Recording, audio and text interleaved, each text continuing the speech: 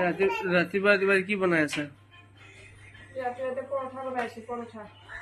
আজি কেইদিনমান ধৰি দেখোন তুমি পৰঠা খাবৰ কাৰণে একদম পুৰা হুলস্থুল কৰি আছা। মই খালি কামৰ কাৰণেহে বনাব পৰা নাছিলোঁ।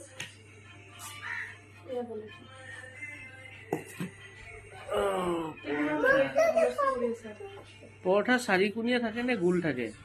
এই চাৰিকোণীয়াটো হৈছে চোৱা, ৰাউণ্ড শ্বেপতো থাকে কিছুমান পৰঠা। সেইটো লাচ্ছা